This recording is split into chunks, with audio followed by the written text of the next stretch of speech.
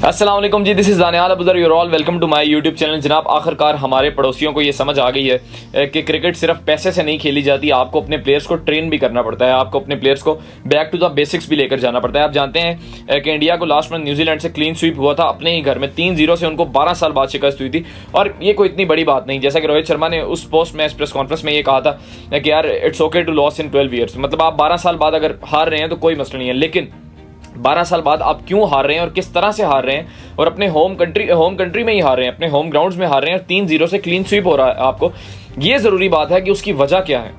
उसकी वजह मैंने आपको बताई थी। मैंने एक जर्नलिस्ट का भी नाम लिया था जिन्होंने एक वाकया बताया कि 2023 का जो वर्ल्ड कप था, 2024 का जो वर्ल्ड कप था यूएसए का, उसमें उन्होंने ये देखा कि इंडियन टीम अलग-अलग होटल्स में रह रही थी। यानी कि टीम में ऐसी बॉन्डिंग थी कि कोई प्लेयर किसी होटल में रह रहा है, कोई प्लेयर अपनी गाड़ी पर आ रहा है, कोई टीम बस पर आ रहा है, कोई अपनी फैमिली के साथ है, मतलब टीम में बॉन्डिंग नहीं थी बेसिकली। और दूसरी चीज़ ये कि बहुत से इंडियन जो स्टार्स थे, जो सीनियर क्रिकेटर्स थे, वो अपने आप को स्टार समझने लग गए थे। वो अपने आप को आम प्लेयर तो समझते ही नहीं थे।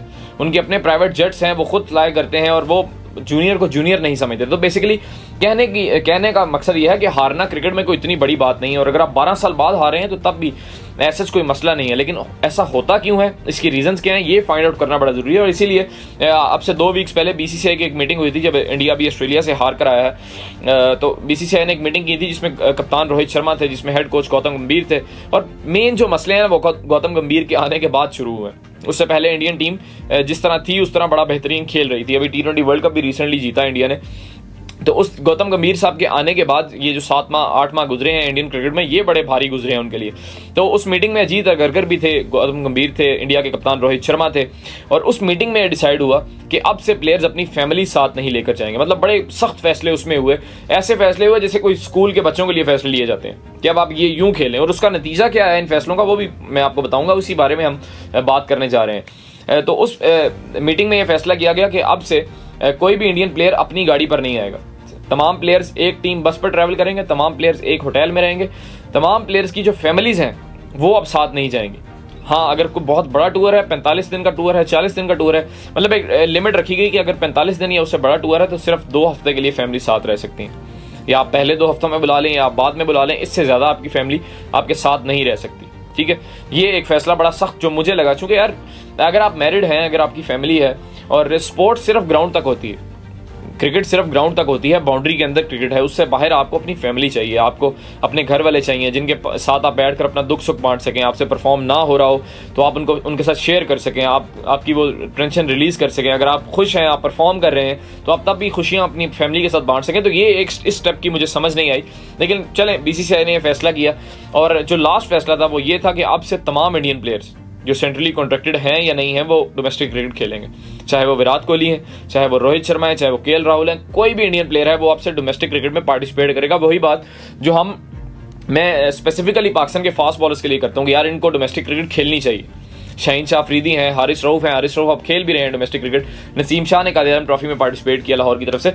तो इनको डोमेस्टिक क्रिकेट खेलनी चाहिए, और यही बीसीसीआई ने फैसला किया कि अब से हमारे तमाम प्लेयर्स को डोमेस्टिक क्रिकेट खेलनी चाहिए। लेकिन द वे वो फैसला किया गया, मतलब इंडियन प्लेयर्स पर, इंडियन कप्तान पर, स्पेसिफिकली रोहित शर्मा पर इतना प्रेशर डाला गया। वही कप्तान जिसने अभी आपको चंद माह पहले T20 वर्ल्ड कप जितवाया है, वही कप्तान अब आपको 2 सीरीज हारकर बुरा लगने लग गया। ठीक है, तो बहरहाल ये उनका मसला है कि उनको अपना कप्तान कैसा लग रहा है। लेकिन बीसीसीआई ने जिस तरह से ये फैसला किया और ये जिस तरह से जबरदस्ती इंप्लीमेंट करवाना शुरू किया प्लेयर्स पर, उसका नतीजा ये है कि जब इंडियन प्लेयर्स जो कि ऑस्ट्रेलिया के टूर से वापस आए थे, जब उन्होंने अपना पहला रणजी ट्रॉफी का मैच खेला, ये जो पिछला राउंड रणजी ट्रॉफी का हुआ है, अब 23 जनवरी से दूसरा राउंड आज से स्टार्ट हो रहा है रणजी ट्रॉफी का, कल से। तो ये बेसिकली जो फैसला लिया बीसीसीआई ने और जिस तरह से लिया, उसका नतीजा ये है कि ऋषभ पंत ने रणजी ट्रॉफी के कम बैक में पहली इनिंग में 1 रन बनाया, रोहित शर्मा ने पहली इनिंग में 3 रन बनाए, दूसरी इनिंग में मुंबई से खेलते हुए उन्होंने 28 रन बनाए। यशस्वी जायसवाल जिन्होंने ऑस्ट्रेलिया में इतना परफॉर्म किया, वो 4 रन पर आउट हो गए। श्रेयस अय्यर जिनका अभी चैंपियंस ट्रॉफी में नाम आया, और वो उन्होंने 11 रन बनाए। शुभमन गिल जो कि चैंपियंस ट्रॉफी में आप वाइस कप्तान भी हैं इंडिया के, उन्होंने 4 रन बनाए। मतलब तमाम इंडियन प्लेयर जितने भी जो आपके 15 के स्क्वाड में हैं चैंपियंस ट्रॉफी के भी और आपके टेस्ट के सेटअप में भी हैं, ये बेसिकली मैंने उन्हीं सारे 500 प्लेयर्स का नाम लिया जो चैंपियंस ट्रॉफी के स्क्वाड में हैं। और विराट कोहली भी इसी तरह आउट हुए और सेम तरीके से आउट हुए, आउटसाइड एज लगा उनका। तो मतलब आपने अपने प्लेयर्स पर इतना ज्यादा प्रेशर डाल दिया है कि उनसे अब डोमेस्टिक में भी परफॉर्म नहीं हो रहा। और अब चूंकि आगे चैंपियंस ट्रॉफी भी आ रही है और ये सुनने में आ रहा है कि केएल राहुल एल्बो इंजरी का शिकार है, जसप्रीत बुमराह को इंजरी है, बैक इंजरी है, आप जानते हैं कि एमसीजी टेस्ट में उनको इंजरी हुई थी, चूंकि उनसे ओवर इतने करवाए गए। वैसे हमारे पड़ोसी ये भी कहते हैं कि यार हम 3-4 टीमें बना सकते हैं, लेकिन उनसे बॉलर एक नहीं खिलाया जा रहा। एक बॉलर था उनका जिसने ऑस्ट्रेलिया में 200 ओवर किए और वो अब इंजर्ड होकर पड़ा हुआ है। वो अब चैंपियंस ट्रॉफी में पता नहीं पार्टिसिपेट कर पाएगा या नहीं कर पाएगा। वैसे जसप्रीत बुमराह ने खुद इस ट्वीट किया कि उन्होंने कहा कि ये बेबुनियाद खबरें हैं, मैं कोई बेड रेस्ट पर नहीं हूँ और जल्दी ठीक भी हो जाऊंगा। ये उन्होंने नहीं कहा, लेकिन जिस तरह से उन्होंने ट्वीट किया कि यार मैं बेड रेस्ट पर तो नहीं हूँ, तो इसका मतलब है कि वो ठीक हो जाएंगे और चैंपियंस ट्रॉफी खेलेंगे भी। लेकिन इन केस अगर वो नहीं खेलते तो तब इंडियन टीम क्या वो इंडियन टीम रहेगी जो हम पिछले इतने अरसे से देखते आ रहे हैं। चूंकि वो कहते हैं कि हमारे पास बहुत बॉलर्स हैं, लेकिन वो रियलिटी ये है कि वो एक बॉलर के सर पर चल रहे हैं। अब अगर वो नहीं होते तो चैंपियंस ट्रॉफी में तो उनकी दुर्गत बनेगी दुबई में। उन्होंने अपने मैच भी वहाँ रखवाए हैं और टेंशन उनको पाकिस्तान के स्टेडियम्स की है कि तैयार हो रहे हैं या नहीं हो रहे। सर जहाँ आपने कदम नहीं रखना, आपको उस बात की क्या टेंशन है? आपने दुबई में खेलना है, वो स्टेडियम रेडी है, आप वहाँ खेलें, सुकून से खेलें। पाकिस्तान के स्टेडियम्स का आपको क्या मसला है? तैयार हो या ना हो, गालिबन 30 जनवरी डेडलाइन है, उससे पहले पाकिस्तान के तमाम स्टेडियम्स तैयार हो जाएंगे। और जो ट्राई नेशन सीरीज होनी है साउथ अफ्रीका, न्यूजीलैंड, पाकिस्तान की, वो भी इन्हीं स्टेडियम्स में होगी जो हम तैयार कर रहे हैं। पीसीबी ने ये खुद को भी चैलेंज किया है और उन लोगों को भी चैलेंज किया है जो कह रहे हैं कि स्टेडियम तैयार नहीं होने। तो सर आपने यहाँ खेलने आना नहीं है, आप चुप करके दुबई में अपने मैचेस खेलें सुकून से। तो ये बेसिकली बीसीसीआई ने जितना प्रेशर अब अपने ही प्लेयर्स पर डाला है, क्या वो इस प्रेशर से निकल आएंगे या नहीं निकल आएंगे?